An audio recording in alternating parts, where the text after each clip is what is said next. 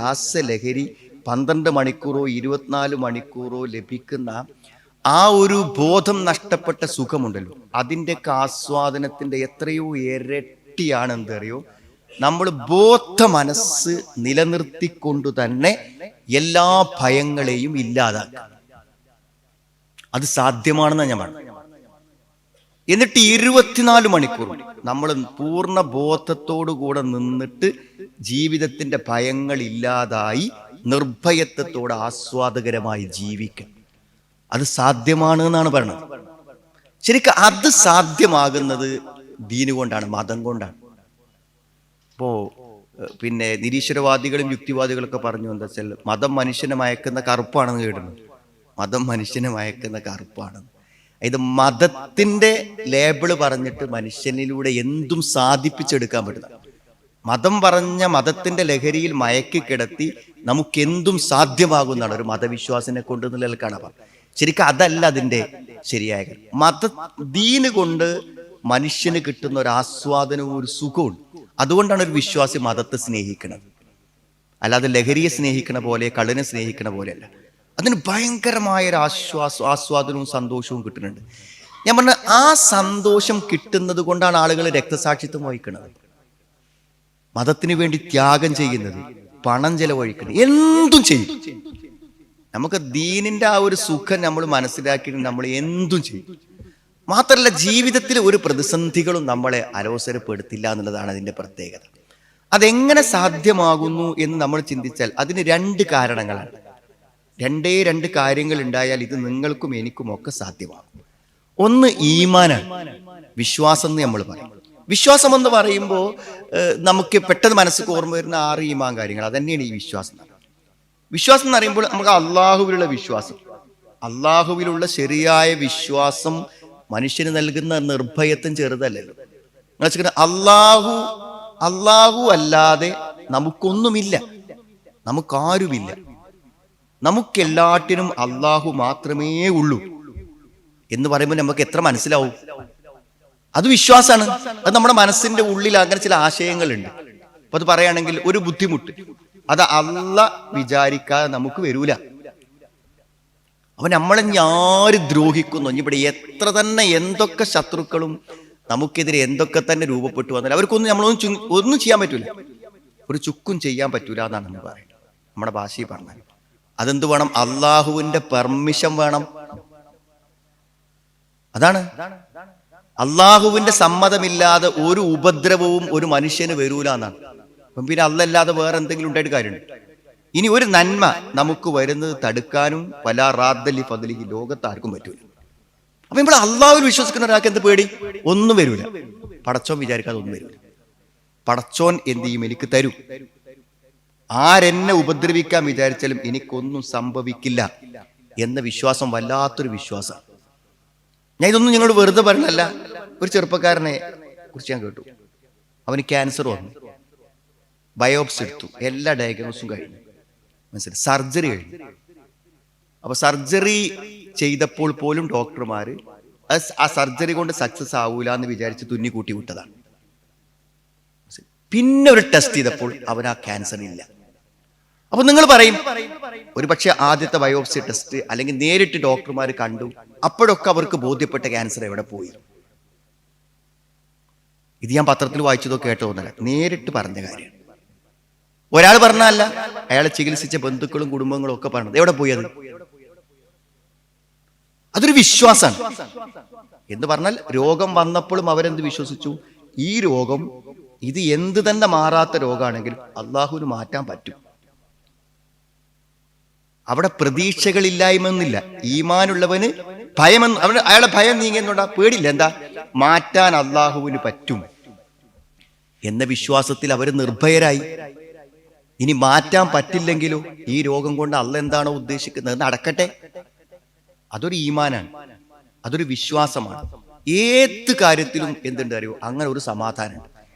ഇങ്ങിപ്പോ നിങ്ങൾ ഏറ്റവും അടുത്തൊരു ബന്ധു, ഭാര്യ, കുട്ടി, അനുജൻ, വാപ്പ, അമ്മ മരിച്ചു കിടക്കുകയാണെങ്കിൽ പോലും നമുക്ക് ആ മയ്യത്ത് നോക്കി ഒരു സമാധാനമുണ്ട്. ഈമാനെന്ന്. എന്താ ഈമാൻ എന്നുള്ള സമാധാനം? വാപ്പ മരിച്ചു അല്ലെങ്കിൽ ഉമ്മ മരിച്ചു, ഏതായാലും ഉമ്മന്റെ അഭാവം കൊണ്ടുണ്ടാണ് ബുദ്ധിമുട്ടൊക്കെ അവിടെ ഉണ്ടാവും, ആവട്ടെ, ഉമ്മ സ്വർഗത്തേക്ക് പോകും, ഉമ്മക്ക് പുറത്തു കൊടുക്കും, ഉമ്മക്ക് വേണ്ടി ഞാൻ പ്രാർത്ഥിക്കും. അതൊരു ഈമാനാണ്, പരലോകത്തിലുള്ള വിശ്വാസത്തിൽ നിന്നുണ്ടാവുന്നതാണത്. അതൊരു വിശ്വാസിക്കല്ലാതെ ആരെങ്കിലും ഉണ്ടാവും? എൻ്റെ ഉമ്മാനെ ഞാൻ കണ്ടുമുട്ടും, എൻ്റെ ഉമ്മാനെ എനിക്ക് തിരിച്ചു ലഭിക്കും. ഇപ്പൊ ഈമാൻ എന്ന് പറയുന്നത് മനുഷ്യന് എല്ലാ ഭയങ്ങളെയും ഇല്ലാതാക്കാൻ പര്യാപ്തമാണ്. വിശദീകരിച്ച് പറയണമെങ്കിൽ കുറേ വിശാലമാണ്. ഖദർ ഖലാ അത് ഈമാനിൽപ്പെട്ടതാണ്. അത് മനുഷ്യന്റെ നിർഭയത്വത്തിന് വേണ്ടിയാണ്, ഭയമില്ലാതെ ആവാനാണ് അത് കാര്യം.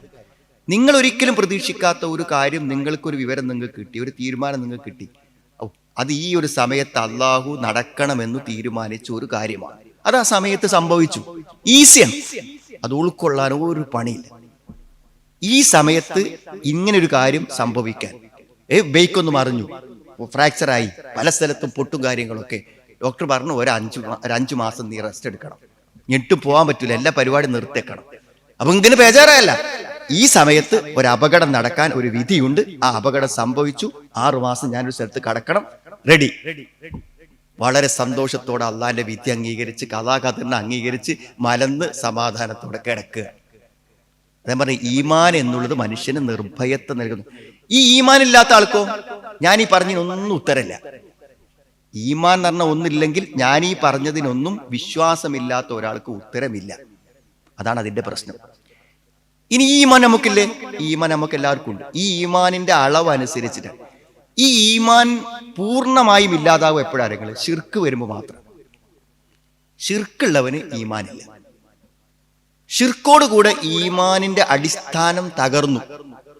അതായത് അള്ളാഹുവിലുള്ള വിശ്വാസത്തിൽ അള്ളാഹുവിന്റെ മഹത്വത്തിനും അവന്റെ നാമഗുണ വിശേഷണങ്ങൾക്കും ഒരു തുല്യത കൽപ്പിക്കുമ്പോൾ അള്ളാഹിനെ പോലെ വേറൊരാളെ വിചാരിക്കുന്നതോടുകൂടെ അള്ളാഹു എന്ന് പറയുന്ന ആ ഒരു വിശ്വാസം, അള്ളാഹുവിന്റെ നാമഗുണ വിശേഷങ്ങൾ ഉൾക്കൊണ്ട് അള്ളാഹു എന്ന് പറയുന്ന ആ ഒരു ശക്തിയിലുള്ള ആ ഒരു വിശ്വാസം അയാൾ നിരാകരിച്ചു. അള്ളാഹുവിന് ഈ ശിർക്കില്ലാത്തിടത്തോളം കാലം ഈ ഈമാനിന്റെ നിർഭയത്വം ഒരാൾക്ക് കിട്ടുന്നതാണ്. നിങ്ങൾ ആലോചിച്ച് നോക്കില്ല, ഈ ഈമാൻ ഉള്ള നമ്മളെ സംബന്ധിച്ചിടത്തോളം ഇനി ഒറ്റ കാര്യങ്ങൾ ശ്രദ്ധിക്കണ്ടു. ഞാൻ നിങ്ങൾ പറയുമ്പോൾ ആലോചിക്കണം, അത്രയും ആസ്വാദകരമായ സ്വർഗീയമായ ഒരു ജീവിതം ഭൗതികമായി മനുഷ്യന് പ്രശ്നങ്ങൾക്കും പ്രതിസന്ധികൾക്കും ഇടയിൽ നിർഭയത്തെ ലഭിക്കാൻ ഖുർആൻ പറയുന്ന മാർഗമാണ് ഈ പറയുന്നത്. രണ്ടാമത്തെ എന്താ അറിയോ? അല്ലദീന ആമനു വലം യൽബിസു ഈമാനഹും ബിദുൽമ്. അല്ലദീന ആമനു, വിശ്വസിച്ച ആളുകൾ, വലം യൽബിസു ഈമാനഹും ബിദുൽമി, അവരുടെ ഈമാനിൽ ലുൽമ് കലർന്നില്ല. ലുൽമ് പറഞ്ഞാല് ഒന്നാമത്തെ അർത്ഥം ശിർക്ക്. അള്ളാന്റെ സ്ഥാനം വേറൊരാൾക്ക് കൽപ്പിക്കുക എന്ന് പറഞ്ഞാൽ എത്രയോ നിസ്സാരനായ ഒരു മനുഷ്യൻ അല്ലെങ്കിൽ ഖബറിന്, ഒരു നൂലിന്, ഒരു പ്രതിരൂപത്തിന് അള്ളാന്റെ മഹത്വം ചാർത്തി കൊടുക്കുക എന്ന് പറഞ്ഞാൽ അള്ളയും അതും തമ്മിൽ എത്ര വ്യത്യാസമുണ്ട്. അപ്പൊ അതിനേക്കാളും ഗുരുതരമായ ഒരു തെറ്റൊരാൾ ലുൽമൊരാൾ വെറുതെ ചെയ്യാനാണ്. ഇവിടെ ഇന്ന ശിർക്കല്ല ലുൽമുൻ ആദ്യം ഏറ്റവും വലിയ അക്രമം എന്ന് പറഞ്ഞ ശിർക്കാണ്. അപ്പോ ആ ശിർക്ക് ഒരാൾ ചെയ്യുന്നില്ലെങ്കിൽ, ശിർക്ക് ഒരാൾ ചെയ്യുന്നില്ലെങ്കിൽ, ഈമാനും ഒരാൾക്കുണ്ടെങ്കിൽ ഉലൈക ലഹുൽ അംന്, അവർക്ക് നിർഭയത്വമുണ്ട്. ആ നിർഭയത്താണ് ആ നിർഭയത്വമാണ് ഒന്നും പേടിക്കാനല്ല ചെയ്യും. യാതൊരു ഭയവുമില്ലാതെ ഒരു മനുഷ്യൻ ഇരിക്കുകയാണെങ്കിൽ അയാൾ പൂർണ്ണ സമാധാനത്തിലും പൂർണ്ണ സന്തോഷത്തിലും പൂർണ്ണ ആസ്വാദനത്തിലുമാണ് ആവുന്നത്. അതിൽ യാതൊരു സംശയമില്ല. നേരത്തെ പറഞ്ഞതൊക്കെ മനുഷ്യന് ആസ്വാദനം കിട്ടാൻ കാരണം മനുഷ്യന്റെ ശരിയായ ബുദ്ധിയെ മരവിപ്പിച്ചതുകൊണ്ട് കിട്ടിയതാണ്. നമ്മളെ ശരിയായ ബുദ്ധി നിലനിർത്തിക്കൊണ്ട് തന്നെ മനുഷ്യൻ എന്ത് ചെയ്യും? സാധിക്കുന്നതാണ്. അപ്പൊ ഈ തെറ്റ് ശിർക്കില്ലാതിരിക്കുക. പിന്നെ ആ ശിർക്കില്ലാതിരുന്നാൽ ഉലൈക ലഹുൽ അംൻ, അവർക്ക് നിർഭയത്വമുണ്ട്. വഹും മുഹ്തദൂൻ, അവർ സന്മാർഗം പ്രാപിച്ചു, ശരിയായ മുസ്ലിമായി, സ്വർഗത്തിന് അവകാശിയായി എന്നാണ്. 2 ഗുണ പറഞ്ഞു. ഇതിന്റെ വിശദീകരണത്തിൽ കാണാൻ പറ്റും, വലം യൽബിസു ഈമാനഹും ബിദുൽമ് എന്ന് പറഞ്ഞോടത്ത് ലുൽമ് എന്ന് പറഞ്ഞാൽ എല്ലാ തെറ്റും അതിൽ പെടുന്ന. അത് പറയാനാണ് ഞാൻ ഇത്രയും സമയം കൊണ്ട് പറഞ്ഞത്. നിങ്ങൾക്ക് പ്രശ്നം തോന്നുള്ളൂ, നമ്മൾ മനുഷ്യന്മാരാണല്ലോ. മനുഷ്യന് 2 തരം പ്രചോദനങ്ങൾ ഇവിടെ നടക്കണം. ആ പ്രചോദനങ്ങൾക്കിടയിൽ നമ്മൾ ജീവിക്കും. ഒരു പ്രചോദനം എന്ന് പറഞ്ഞാൽ നന്മക്ക് വേണ്ടിയുള്ള പ്രചോദനങ്ങളാണ്. അത് നമ്മളുടെ പ്രകൃതിയാണ്, ഫിത്രത്താണ്. നമ്മളെ ഫിത്രത്ത് നമ്മളോട് നല്ലതേ പറയൂ. മനുഷ്യ പ്രകൃതി നല്ലതേ പറയൂ. മനുഷ്യന്റെ പ്രകൃതിനെ സന്തോഷിപ്പിക്കാൻ നല്ലത് കൊണ്ടേ പറ്റൂ, ചീത്ത കൊണ്ട് പറ്റൂല. അതുകൊണ്ടാണ് മാഹാക്കഫി ചോദിക്കുന്നത്, തെറ്റുകൾക്കെല്ലാം മനസ്സിന് ചൊറിച്ചിലുണ്ടാവും. തെറ്റ് ചെയ്യാൻ നമ്മളുടെ ശുദ്ധ പ്രകൃതി അനുവദിക്കൂല. നുണ പറഞ്ഞാൽ ഭയങ്കര അസ്വസ്ഥനായിരിക്കും. ഒരാളുടെ എന്തെങ്കിലുമൊക്കെ ഒന്ന് തർക്കിച്ചു, വെറുതെ കടയിൽ കയറിയപ്പോൾ വിലയിലൊന്ന് തർക്കിച്ചു, അല്ലെങ്കിൽ ബസ്സിലെ കണ്ടക്ടറോടൊന്ന് തർക്കിച്ചു, അല്ലെങ്കിൽ ട്രാഫിക്കിലെ പോലീസിനോടും തർക്കിച്ചു, അല്ലെങ്കിൽ അപ്പുറത്ത് വണ്ടി ഓടിച്ചു വന്നോട് തർക്കിച്ചു, നമ്മുടെ മനസ്സ് അടഞ്ഞു. അന്ന് ഫുൾ ടെൻഷനേക്കാണ്. നമുക്ക് പറഞ്ഞതിൽ ന്യായമൊക്കെ ഉണ്ടാവും, പക്ഷെ നമ്മുടെ മനസ്സ് എന്തെങ്കിലും നമ്മുടെ പ്രകൃതിക്ക് വിരുദ്ധം ചെയ്താൽ മനസ്സെന്ത് ചെയ്യൂല, നമുക്ക് സമാധാനം തരൂല. അപ്പൊ നന്മക്കുള്ള പ്രചോദനം, ഈ നന്മയുടെ പ്രചോദനത്തെ അവഗണിക്കുന്നത് കൊണ്ടാണ് നമുക്ക് ഈ സമാധാനം പോണത്. നമ്മളുടെ മനസ്സ് ചെയ്യരുതേ എന്ന് പറഞ്ഞ് നമ്മൾ ചെയ്തു, അതുകൊണ്ടാണ് സമാധാനം പോണത്. അപ്പൊ എന്തൊരു തെറ്റ് നമ്മൾ ചെയ്യുകയാണെങ്കിലും മനസ്സാക്ഷി നമുക്ക് എതിരാണ്. അത് ഇത് ചെയ്യാൻ പാടില്ല, അത് പറയാൻ പറ്റില്ല, അത് ഇത് നോക്കാൻ പാടില്ലായിരുന്നു, കാണാൻ പാടില്ല, അത് കൊടുക്കാൻ പാടില്ല, അത് വാങ്ങാൻ പാടില്ലായിരുന്നു. മനസ്സിങ്ങനെ പറഞ്ഞു കൊടുക്കും, പിന്നെ നമുക്ക് സമാധാനം കിട്ടുക. മനസ്സിന്റെ പ്രചോദനങ്ങളെ നമ്മൾ അവഗണിച്ചു, മനസ്സിന്റെ പ്രചോദനങ്ങളെ നമ്മൾ അവഗണിച്ചു. പിന്നെ മതപരമായ നിയമങ്ങളെ നമ്മൾ അവഗണിച്ചു. നമുക്കറിയാം, നമ്മൾ ഏതോ ഖുതുബി കേട്ടു, പ്രസംഗത്ത് കേട്ടു, ക്ലാസ് കേട്ടു, പറ്റൂല, എന്നിട്ട് നമ്മൾ ചെയ്തു. നമ്മൾ കൽപ്പനകളെ, നിർദ്ദേശങ്ങളെ നമ്മൾ അവഗണിച്ചു. ഇങ്ങനെ തെറ്റിന്റെ എല്ലാ പ്രചോദനങ്ങളെയും അവഗണിച്ച് തിന്മയുടെ പ്രചോദനങ്ങളായ പിശാചിന്റെ അല്ലെങ്കിൽ മറ്റുള്ളവരുടെയൊക്കെ പ്രചോദനങ്ങൾക്ക് വഴിപ്പെട്ട് നമ്മൾ എത്ര ആ തെറ്റ് ചെയ്യുന്നതിന്റെ ക്വാണ്ടിറ്റി അനുസരിച്ച്, അളവ് അനുസരിച്ച് നമ്മളെ സമാധാനം പോകും. നമ്മളെ സമാധാനം പോകും. നമ്മൾ ഓരോരുത്തരും ചെയ്യുന്ന തെറ്റിന്റെ അളവ് അനുസരിച്ച് നമുക്ക് പോകും. അതാണ് ഇതിന്റെ തഫ്സീറിൽ ഇമാം നാസിർ സഅദി റഹ്മത്തുള്ളാഹി പറയുന്നുണ്ട്, ഒരാള് ഈമാൻ റെഡിയാണ്, മുഅ്മിനായി, പക്ഷെ ശിർക്ക് അയാൾ ചെയ്തില്ല എങ്കിൽ അയാളുടെ നിർഭയത്വത്തിന്റെ ബേസ് അയാൾക്ക് ഉണ്ടായില്ല. അതായത് മനസ്സിനെ സമാധാനപ്പെടുത്താനുള്ള ഒരു അടിസ്ഥാനം അയാൾക്കുണ്ടായി. പക്ഷെ അയാൾക്ക് അംനുത്താമില്ല, പൂർണ്ണ നിർഭയത്വവും പൂർണ്ണ സന്തോഷവും കിട്ടൂല. അത് കിട്ടണമെങ്കിൽ എന്ത് വേണം? തെറ്റുകളിൽ നിന്ന് പൂർണ്ണമായി മാറി നിൽക്കണം. തെറ്റുകളിൽ നിന്ന് പൂർണ്ണമായി മാറി നിൽക്കുമ്പോൾ പരിപൂർണമായി നമ്മൾ ഹിദായത്തിലാവും. തെറ്റുകളിൽ നിന്ന് മാറി നിൽക്കുമ്പോൾ പരിപൂർണമായ നിർഭയത്വത്തിലാവും. തെറ്റുകളിലേക്ക് നമ്മൾ പോകുമ്പോഴോ നിർഭയത്വം ഇല്ലാതാവും. തെറ്റുകളിലേക്ക് നമ്മൾ പോകുമ്പോഴോ നമ്മൾ സന്മാർഗത്തിൽ നിന്നും എന്ത് ചെയ്യും? ഇല്ലാതായി. സന്മാർഗത്തിൽ നിന്നും നമ്മൾ പുറകോട്ട് പോകും. അപ്പോ ഞാൻ പറഞ്ഞത്, നിസ്സാരമായ ചില ആസ്വാദനങ്ങൾക്കും താല്പര്യങ്ങൾക്കും വേണ്ടി സുഹൃത്തുക്കളെ ഈ നിസ്കാരവും ഈമാനും ഒക്കെ കൊണ്ടടക്കണം നമ്മുടെ ജീവിതത്തിന്റെ ഈ ഏറ്റവും നല്ല സമാധാനത്തെയും സന്തോഷത്തെയും നിസ്സാരമായ ചില ആസ്വാദനങ്ങൾക്ക് വേണ്ടി എന്തിന് നഷ്ടപ്പെടുത്തി കളയണം എന്നാണ് ആലോചിച്ചത്. ഇതിന് വലിയൊരു പണിയൊന്നും വേണ്ട കേട്ടോ. ഇപ്പൊ നിങ്ങൾ കള്ളുടിക്കുന്ന ആൾക്കാരാണോ അല്ലെങ്കിൽ വിഭജിക്കുന്ന ആൾക്കാരാണോ തോന്നിയാസം കാണിക്കുന്ന ആൾക്കാരാണോ ഞാൻ പറയുന്നില്ല. നമ്മൾ വെറുതെ ഈ സോഷ്യൽ മീഡിയ എടുത്തിട്ട് ഇങ്ങനെ ആരും വൈഫും കുട്ടികളൊന്നും ഇല്ലാത്ത സമയത്ത് ഇങ്ങനെ എടുത്തിട്ട് നമ്മൾ ഫേസ്ബുക്കോ ഇതൊക്കെ ഇങ്ങനെ തുറന്നിട്ട് ഇങ്ങനെ നോക്കിയാൽ മതി. എന്തരോ അപ്പൊ നമ്മളിങ്ങനെ സ്ക്രോൾ ചെയ്ത് പോകുമ്പോൾ ചില സ്ഥലത്ത് നമ്മളൊന്നും ഇങ്ങനെ നിർത്തി നോക്കും, അതിന്റെ ബാക്കി നോക്കും. ആ നോട്ടം 1 മണിക്കൂർ കഴിയുമ്പോഴേക്കിന് ഈ മനസ്സിന്റെ സമാധാനം പോയി. 1 മണിക്കൂർ നമ്മളത് കാണുമ്പോഴേക്കും നമ്മുടെ മനസ്സ്, കാരണം എന്തരോ ധാരാളം അനാവശ്യമായ ചിന്തകളെയും പ്രചോദനങ്ങളെയും വെറുതെ ഇല്ലാത്തതിനെ നമ്മുടെ മനസ്സിന്റെ ഉള്ളിലേക്ക് നമ്മൾ വലിച്ചിട്ട് ഉള്ള സ്വൈരം നമ്മൾ കളയാണ് ചെയ്യുന്നത്. അതാണ് നമുക്കൊക്കെ സംഭവിക്കണം. അവിടെ തരൂ വെറുതെ നമ്മൾക്കൊക്കെ ഉണ്ട് എന്ന് കാര്യമില്ല. നമ്മളിപ്പോ ഇതൊക്കെ ആൾക്കാരാണുണ്ട്. ഇത് അനുഭവത്തിലുണ്ടോ അവനെ ഹിദായത്തും നിർഭയത്വം ഉള്ളൂ എന്ന് അള്ളാഹ് പറയാണ്. അല്ലാത്തവൻ ഉണ്ട് ഞാൻ അങ്ങനെയാണ് ഈമാനാന്ന് ഒന്നും പറഞ്ഞിട്ടൊന്നും ഒരു കാര്യമില്ല. നിങ്ങൾക്ക് അങ്ങനെ തോന്നുന്നുണ്ടോ? ഒരു പേടിയില്ലാത്ത ഒരു ആസ്വാദനം, എത്ര തന്നെ പ്രശ്നങ്ങൾ ജീവിതത്തിൽ ഉണ്ടെങ്കിലും ഒരു സമാധാനം മനസ്സിൽ, അതൊന്നും നമ്മളെ ബാധിക്കാതെ വളരെ സ്വൈര സ്വസ്ഥതയിൽ ഇങ്ങനെ പോകാൻ പറ്റുന്നുണ്ടോ? ഉണ്ടെങ്കിൽ കറക്റ്റ് റൂട്ടിലാണ്. നമ്മളിപ്പോ പോണ റൂട്ട് ക്ലിയറാണ്. അല്ലാന്നുണ്ടെങ്കിൽ നമ്മൾ വെറുതെ വാദിച്ചിട്ടും പറഞ്ഞിട്ടും ന്യായീകരിച്ചിട്ടും ഒന്നും കാര്യമില്ല. നമ്മൾ റൂട്ടിലല്ല. നമുക്ക് നിർഭയത്വവും സന്മാർഗവും ഉണ്ട് എന്ന് പറയണമെങ്കിൽ ഈ അടിസ്ഥാന കാര്യം ഈമാനിനോടൊപ്പം പാപരഹിതമായി ജീവിക്കണം. ഇപ്പൊ നമ്മൾ ഓരോരുത്തരും ചെയ്യുന്ന തെറ്റിന്റെ അളവുകൾ വ്യത്യസ്തമാണ്. അതിനനുസരിച്ചുള്ള നിർഭയത്തെ നമുക്ക് കിട്ടുള്ളൂ. അതിന് നമുക്ക് മാറാൻ പറ്റുകയാണെങ്കിൽ സ്വാഭാവികമായി നമുക്ക് എന്ത് ചെയ്യും? സാധ്യമാകും. ഇപ്പൊ ഞാനിത് കേൾക്കുമ്പോൾ നിങ്ങൾ ആലോചിക്കുന്നുണ്ടാവും, നമുക്കൊന്ന് ചേഞ്ച് ആവണം. ഞാൻ ഇന്ന് ഒരു യൂട്യൂബിലുള്ള ഒരു ഇത് കേട്ടു. 2 ആള് തമ്മിലുള്ള ഒരു ഇന്റർവ്യൂ. അപ്പൊ അതിൽ ഒരാൾ വാദിക്കണം എന്താ വെച്ചാൽ ഒരു മനുഷ്യനും മാറാൻ പറ്റൂല എന്ന് അയാൾ വാദിക്കും. ഓരോ മനുഷ്യനും ഓരോ പ്രകൃതി ഉണ്ട്, ഓനായി തന്നെ നിൽക്കുന്ന കാലാകാലം. അപ്പൊ അടുത്ത ആൾ പറയണത് മാറുന്നാണ്. അപ്പോ മനുഷ്യന് മാറാൻ പറ്റൂല എന്ന് അയാൾ പറയണത് എന്തിനാ വെച്ചാൽ ഈ ഭാര്യ ഭർത്തൃ ബന്ധങ്ങളിലൊക്കെ എന്താ വെച്ചാൽ ഒരു ഭർത്താവ് എങ്ങനെയാണ് ഓൻ അങ്ങനെ തന്നെ കയറുന്നത്, ഭാര്യ എങ്ങനെയാണ് അവൾ അങ്ങനെ തന്നെ കയറും. ഓൾ നേരാവെന്ന് വിചാരിച്ച് വെറുതെ കാത്തുത്തിരിക്കേണ്ടത് 100% തെറ്റാണ്. 100% തെറ്റാണ്. ഇത് മനുഷ്യനെ മാറാൻ പറ്റുള്ളൂ. അത് മനുഷ്യന് മാറാൻ പറ്റും, സമ്പൂർണമായി മാറാൻ പറ്റും. മാറാൻ പറ്റൂല എന്നുണ്ടെങ്കിൽ ഈ ഖുർആനും റിസാലത്തിനും പ്രവാചകന്മാർക്കൊന്നും ഒരടിത്തറിയില്ല. പക്ഷെ മനുഷ്യന് ഉൾക്കൊണ്ടെങ്കിൽ മാത്രമേ മാറൂ. ഞമ്മക്കണ്ട് മനസ്സിലാകണം എനിക്ക് മാറേണ്ടതുണ്ട് എന്ന്. ഞമ്മക്കണ്ട് മനസ്സിലായി ബോധം വന്ന് മാറിയാൽ നമ്മൾ മാറും. ആ മാറ്റത്തിനെ തടഞ്ഞു വെക്കാൻ ആർക്കും എന്ത് ചെയ്യൂല, പറ്റൂല. അതുകൊണ്ട് തന്നെ നമ്മൾ ഇത്തരത്തിലെ ചില തീരുമാനങ്ങൾ എടുത്ത് നമ്മൾ എന്ത് ചെയ്യണം, മാറി നിൽക്കണം. ഇനി ഞാൻ പറഞ്ഞ ഇങ്ങനെ നമുക്കൊക്കെ ഇങ്ങനെ സാധിക്കുകയാണെങ്കിൽ, ഏത് തെറ്റുകളിൽ നിന്ന് മാറി നിന്ന് നല്ലൊരു ജീവിതം സാധിക്കുകയാണെങ്കിൽ അതിന്റെ ഗുണം എങ്ങനെയാണ്?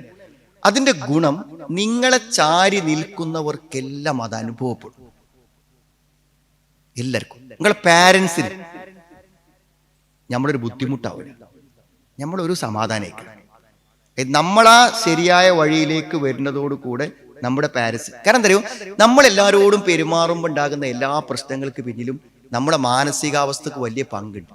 നമ്മൾ സ്വസ്ഥരല്ലെങ്കിൽ, നമ്മുടെ മനസ്സ് നിർഭയത്വത്തിലും സന്തോഷത്തിലും അല്ലെങ്കിൽ നമ്മുടെ ആ ഒരു ഇറിറ്റേഷൻ ഉണ്ടല്ലോ, അത് നമ്മൾ ഇങ്ങനെ പ്രകടിപ്പിച്ചുകൊണ്ടിരിക്കും. കുട്ടികളോടും മക്കളോടും ഭാര്യനോടും വാപ്പനോടും ഉമ്മനോടും ഒക്കെ പ്രകടിപ്പിക്കും. നമ്മൾ സ്വസ്ഥതയിലും സമാധാനത്തിലാണെങ്കിലോ ആ ഒരു സമാധാനം നമ്മളിൽ നിന്ന് മറ്റുള്ളവർക്കും എന്ത് ചെയ്യും, ലഭിക്കും. നമ്മളെ ഭാര്യക്ക് കിട്ടും, മക്കൾക്ക് കിട്ടും, എല്ലാ ആളുകൾക്കും കിട്ടും. ഇപ്പൊ ജീവിതത്തിൽ നമുക്ക് ആ ഒരു മാറ്റം ഉണ്ടാകണമെങ്കിൽ നമ്മൾ ആദ്യം സ്വയം മാറണം. ആ മാറ്റം നമുക്കൊരാസ്വാദനമായും അനുഭവമായും സന്തോഷമായും വരും. അത് മറ്റുള്ളവർക്കും നമ്മളിൽ നിന്ന് അനുഭവിക്കാനും ആസ്വദിക്കാനും കഴിയുന്ന ഒരവസ്ഥ ഉണ്ടാകും എന്നുള്ളതാണ്. ഞാൻ തിരിച്ച് പറയാനുള്ള എനിക്ക് ക്ലാസ്സിൻ്റെ സമയമുണ്ട്. പിന്നെ എനിക്ക് നിങ്ങളോട് ഈ സംഘടനാപരമായി ഇപ്പോൾ ഈ ഒരു യൂത്ത് ഓർഗനൈസേഷൻ്റെ ഭാഗമായി നിങ്ങളവിടെ വിളിച്ചു കൊണ്ടുവന്നിരുത്തി ഞാൻ പറയാം, നിങ്ങൾ ഈ ഇരിക്കുന്ന ആളുകളൊക്കെ നല്ല കപ്പാസിറ്റി, നല്ല കഴിവുള്ള ആൾക്കാരാണ്. പക്ഷെ നമുക്ക് പറ്റുന്ന ഏറ്റവും വലിയൊരു പൊട്ടത്തരം, അതാണ് മാത്രം ഞാൻ പറയണുള്ളൂ. ഏറ്റവും വലിയൊരു പൊട്ടത്തരം എന്താണെന്ന് വെച്ചാൽ, നമ്മുടെ കർമ്മശേഷിയും നമ്മുടെ കഴിവൊക്കെ നമ്മൾ എന്താണെന്ന് വിചാരിച്ചാൽ നമ്മുടെ ചില കാര്യങ്ങൾക്ക് വേണ്ടി നമ്മൾ വിനിയോഗിക്കും. നിങ്ങളുടെ തൊഴിൽ എന്താണോ, ജോലി എന്താണോ, അല്ലെങ്കിൽ നിങ്ങളുടെ പരിപാടി എന്താണോ, അതിനു വേണ്ടി നമ്മൾ പരമാവധി നമ്മളുടെ കഴിവുകളെയും സമയങ്ങളെയൊക്കെ നമ്മൾ ഉപയോഗിക്കും. നിങ്ങൾ മനസ്സിലാക്കേണ്ടത്, നമ്മൾ എത്ര തന്നെ ഓടിയാലും എത്ര തന്നെ കഷ്ടപ്പെട്ടാലും നമ്മൾ ഓടുന്നത് നമുക്ക് കിട്ടണമെങ്കിൽ അതിനൊരു ബർക്കത്തുമാണ്. ആ ബർക്കത്ത് കിട്ടണമെങ്കിൽ എന്തുവാണെന്ന് അറിയുങ്ങൾ, നമ്മൾ അള്ളാഹുവിന് ഒരു കൺസിഡറേഷൻ കൊടുക്കണം. പടച്ചോന് ഒരു പരിഗണന കൊടുക്കണം. പടച്ചോനൊരു പരിഗണന കൊടുത്താൽ മാത്രമേ പടച്ചോൻ നമ്മളെ കാര്യത്തിൽ ഇടപെടുള്ളൂ. നിങ്ങൾ ഡോക്ടറെ കാണാൻ വേണ്ടി പോയാലും, നിങ്ങൾ വിവാഹം കഴിക്കാൻ പോയാലും, ജോലിക്ക് പോയാലും, അവിടെയൊക്കെ അള്ളാഹുവിൻ്റെ ഒരു ഒരു ഒരു ഒരു തൗഫീഖ് ഉണ്ട്. അതില്ലാതെ ഒന്നും നടക്കൂല. അതുകൊണ്ട് നമ്മൾ എത്ര കണ്ട് സീരിയസ്നെസ് നമ്മുടെ തൊഴിലിനും നമ്മുടെ വ്യക്തി ജീവിതത്തിനും നമ്മുടെ ആരോഗ്യത്തിനും ചികിത്സക്കും വ്യായാമത്തിനും ഒക്കെ കൊടുക്കുന്നുണ്ടോ, അതിനേക്കാളും കുറച്ചൊരു ഇമ്പോർട്ടൻസിൽ നമ്മൾ ദീൻ്റെ കാര്യങ്ങളെ പരിഗണിക്കണം. അതിന് ഭയങ്കര റിസൾട്ടാണ്. ആരെങ്കിലും ഇഹലോകത്തെ പ്രതിഫലം ആഗ്രഹിക്കുകയാണെങ്കിൽ ഇഹലോകത്തിൽ എല്ലാവർക്കും ഒരു കണക്കല്ല വെച്ചിട്ടുണ്ട്, അതേ കിട്ടുള്ളൂ എന്നാണ് പറയുന്നത്. നിങ്ങളിപ്പോൾ ജീവിതം മുഴുവൻ ദുനിയാവിന് വേണ്ടി കൊടുത്താലും ദുനിയാവിന് ഒരളവുണ്ട്, അതിൻ്റെ അപ്പുറം ദുനിയാവ് തരും. അവിടെ അത്രയും തരും, അതിനൊരു കണക്കുണ്ട്.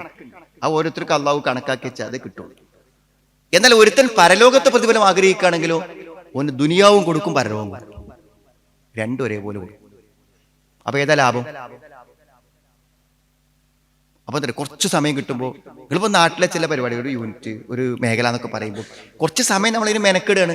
പക്ഷെ ഈ മെനക്കെടുന്നോലൊക്കെ എന്താ, ഇതൊരു എക്സ്ട്രയാണ്, ആവശ്യമില്ലാത്തതാണ്, ഞാൻ നിർബന്ധിച്ചിട്ടാണ്, ഇന്റെ കൊണ്ട് കഴിയൂല, ഇങ്ങനെ പറഞ്ഞിട്ടാണ് കുറച്ച് ആൾക്കാരെങ്കിലും കുറച്ച് സമയം തരുന്നത്. അതുകൊണ്ടൊരു കാര്യമില്ല. നിങ്ങൾ വ്യക്തിപരമായി ദീനിന് വേണ്ടി നിങ്ങളുടെ തൊഴിലിനും നിങ്ങളുടെ മറ്റു കാര്യങ്ങൾക്കും കുടുംബത്തിനും കൊടുക്കുന്ന ഒരു ഇമ്പോർട്ടൻസ് നിങ്ങൾ ദീനിന് കൊടുക്കണില്ലെങ്കിൽ തീർച്ചയായും അള്ളാഹുവിന്റെ തൗഫീഖ് ഉണ്ടാവും. അള്ളാഹുവിന്റെ തൗഫീഖ് ഇല്ലാതെ നിങ്ങളുടെ ജീവിതത്തിന്റെ തൊഴിലോ ജീവിതമോ ഒന്നും വിജയിക്കില്ല. ഒരു പരിപാടി മുന്നോട്ട് പോയില്ല. ഒക്കെ എങ്ങനെ എന്ത് ചെയ്യുന്ന നിങ്ങൾ പാതി വഴിയിൽ തങ്ങി നിന്നുകൊണ്ടിരിക്കും. അപ്പോൾ നിങ്ങൾ തൊഴിലിനിറങ്ങിയാൽ അവിടെ നിങ്ങൾക്കൊരു വിജയം കിട്ടും. നിങ്ങളുടെ കുടുംബത്തിൻ്റെ കാര്യങ്ങളിലേക്ക് നിങ്ങൾ ഇറങ്ങിയാൽ അവിടെ നിങ്ങൾക്കൊരു വിജയം കിട്ടും. അപ്പോൾ ഒരിക്കലും ഞാനൊക്കെ പറയുകയാണെങ്കിൽ ഇപ്പോൾ എനിക്കൊക്കെ പറയുകയാണെങ്കിൽ ഇപ്പോൾ പിന്നെ നമ്മളൊരു 97 മുതൽ ഈ സംഘടനാ മീറ്റിങ്ങുകളും പരിപാടികളിലൊക്കെ ഭാഗികമായി പങ്കെടുത്തു വരുന്ന ഒരാളാണ് ഞാൻ. എൻ്റെ ഈ ഒരു ആയുഷ്കാലം കൊണ്ട് ഞാൻ ചിന്തിക്കുന്ന ഒരു കാര്യം എന്താ വെച്ചാൽ, നമ്മൾ നമ്മുടെ ഭൗതിക കാര്യങ്ങൾക്ക് ഇമ്പോർട്ടൻസ് കൊടുത്തിട്ടുണ്ട്. എങ്കിൽ ദുനിയാവിൽ എന്തെങ്കിലുമൊക്കെ നാടന്നില്ല, പക്ഷേ നമ്മൾ അതിനേക്കാളും പ്രാധാന്യം പലപ്പോഴും നമ്മുടെ ഈ സംഘടനാ പ്രവർത്തനങ്ങൾക്കാണ് കൊടുത്തു. അതുകൊണ്ട് ഇന്നൊരിക്കലും തിരിഞ്ഞു നോക്കുമ്പോൾ, കഴിഞ്ഞൊരു 10-30 കൊല്ലത്തേക്ക് തിരിഞ്ഞു നോക്കുമ്പോൾ യാതൊരു സങ്കടമോ ഒരു സമയനഷ്ടമോ ഒന്നും തോന്നുന്നില്ല. കാരണം ഇതൊക്കെ നമുക്ക് ലഭിച്ചത് നമ്മൾ അതിനൊരല്പം എക്സ്ട്രാ പ്രാധാന്യം കൊടുത്തത് കൊണ്ടാണ്. അതുകൊണ്ട് എനിക്ക് നിങ്ങളോട് അഭ്യർത്ഥിക്കാനുള്ള കാര്യം, ഒന്ന് ഞാൻ ആദ്യം പറഞ്ഞ, നമ്മുടെ വ്യക്തി ജീവിതത്തിലെ വിശുദ്ധി കൊണ്ട് ഈ ഒരു ദീനി ജീവിതം ആസ്വാദകരമാക്കി മാറ്റും. മറ്റൊരാൾക്കും കിട്ടാത്ത ഒരു ലഹരിക്ക് പോലും നൈമിഷികമായി നൽകാൻ പറ്റുന്നതിൻ്റെ എത്രയോ ഇരട്ടി ആനന്ദം തരാൻ നമ്മുടെ ഈ ദീന് കൊണ്ട് പറ്റും. അത് ആസ്വദിച്ച് മനസ്സിലാക്കും. അതിൻ്റെ വഴി ഞാൻ പറഞ്ഞു. രണ്ടാമത്തത്, ഒരു എക്സ്ട്രാ ടൈം. നമ്മുടെ പൈസയിൽ നിന്ന് കുറച്ച് പൈസ, നമ്മുടെ സമയത്തിന് കുറച്ച് സമയം, ആരോഗ്യ സമയങ്ങൾ ദീനിന് കൊടുത്തു നോക്കി, ഈ പ്രവർത്തനങ്ങൾക്ക് കൊടുത്തു നോക്കി. നമ്മളെ വിജ്ഞാനവേദി അടക്കമായിട്ട് 4 ആളെ കൊണ്ടുവരാനും അവിടുത്തെ കസേര നേരാക്കിയിടാനും നിങ്ങളുടെ യൂണിറ്റിൽ ഒരു മീറ്റിംഗ് കൂടാനും ഒരു സെക്രട്ടേറിയറ്റ് കൂടാനും ഒക്കെ നിങ്ങളൊന്ന് സമയം കൊടുത്തു നോക്കി. അതൊന്ന് ഫോണിൽ സേവ് ചെയ്ത് അതിന് കുറച്ച് ടൈം കണ്ട് നിങ്ങളൊന്ന് ആ പ്രവർത്തനങ്ങൾ നിങ്ങൾക്ക് തരുന്ന വിജയം ഏറ്റവും വലുതേക്കാൻ. ഇപ്പം ഈ സംഘടനകത്ത് പ്രവർത്തിക്കുന്ന കുട്ടികളോട് രക്ഷിതാക്കളൊക്കെ പറയും, ഇത് നിങ്ങൾ ഓടി നടന്നോ, എൻ്റെ കാര്യം നോക്കണ്ട. നമ്മളൊക്കെ കുറേ കാലം കേട്ട കാര്യമാണ്, എല്ലാവരോടും പറയാം, ഇതിനിങ്ങനെ ഓടി നടന്നോ, എൻ്റെ കാര്യം നോക്കണ്ട അറിയും. നമ്മളെ കാര്യങ്ങളൊക്കെ നോക്കിയിട്ട് തന്നെ പോകേണ്ടുള്ളൂ ഇതിന്. പക്ഷെ നമ്മുടെ കാര്യങ്ങൾ വിജയിക്കുന്നതിൽ ഈ ഓട്ടത്തിന് ഒരു പങ്കുണ്ട് എന്ന് ഒരുപക്ഷെ നമ്മുടെ രക്ഷിതാക്കൾക്ക് അറിയില്ലായിരിക്കും. അതിൻ്റെ വലിയ പങ്കും വലിയൊരു തൗഫീക്കും അള്ളാഹു നമുക്ക് വറഫഅനാലക ദിക്റക, നിനക്ക് വലിയ പ്രശസ്തി ഞാൻ തന്നൂന്ന്. നബി സ്വല്ലല്ലാഹു അലൈഹി വസല്ലം ലോകത്ത് ഏറ്റവും പ്രശസ്തനായി തീർന്നത് ദീനുകൊണ്ടാണ്, ഭൗതികമായ ഒരു കാരണം കൊണ്ടല്ല. നമ്മൾ ദീനിൽ നിൽക്കുമ്പോൾ അത് ദീന് കൊണ്ടുള്ള ഉയർച്ചയും വളർച്ചയും അള്ളാഹു നമുക്ക് തരും. ഞാൻ ദീർഘിപ്പിക്കുന്നില്ല. ഏതായിരുന്നാലും ഒരു നല്ല തീരുമാനം, ഈ ഒരു പിന്നെ യുവപഥം കഴിഞ്ഞു പോകുമ്പോൾ നിങ്ങളുടെ വ്യക്തി ജീവിതത്തിൽ ഒരു മാറ്റത്തിൻ്റെ തീരുമാനം നിങ്ങൾ എടുക്കണം. കൂടെ നിന്നാൽ ഇൻഷാ അല്ലാഹ് നമുക്ക് വലിയ മാറ്റങ്ങളെ പ്രബോധന രംഗത്ത് ഇവിടെ സൃഷ്ടിക്കാൻ കഴിയും എന്ന കാര്യത്തിൽ സംശയമില്ല. മുസ്ലിം ഇസ്ലാമിക് ഓർഗനൈസേഷൻ കേരളത്തിൽ വളരെ കുറഞ്ഞ 10 കൊല്ലം കൊണ്ടുണ്ടാക്കിയ മാറ്റവും വിപ്ലവങ്ങളും ആലോചിക്കുമ്പോൾ നമ്മളൊന്ന് ചേർന്ന് നിന്ന് പിടിച്ചാൽ, നമ്മുടെ പ്രദേശങ്ങളിലൊന്ന് ഫോക്കസ് ചെയ്താൽ തീർച്ചയായും വലിയ മാറ്റങ്ങളുണ്ടാവും. അത്തരത്തിൽ അള്ളാഹുവിൻ്റെ പ്രവാചകൻ്റെ ശരിയായ മാതൃകയും സന്ദേശവും ജനങ്ങൾക്ക് എത്തിക്കുവാനുള്ള ഈ പ്രബോധന വീതിയിൽ നമ്മുടെ യുവത്വത്തെ, നമ്മുടെ നല്ല സമയത്തെ, നല്ല ആരോഗ്യത്തെ വിനിയോഗിക്കുവാനും അതിലൂടെ ജീവിതത്തിലെ സന്തോഷവും നിർഭയത്വവും അനുഭവിക്കുവാനും അള്ളാഹു നമുക്ക് എല്ലാവർക്കും തൗഫീഖ് പ്രദാനം ചെയ്യുമാറാം.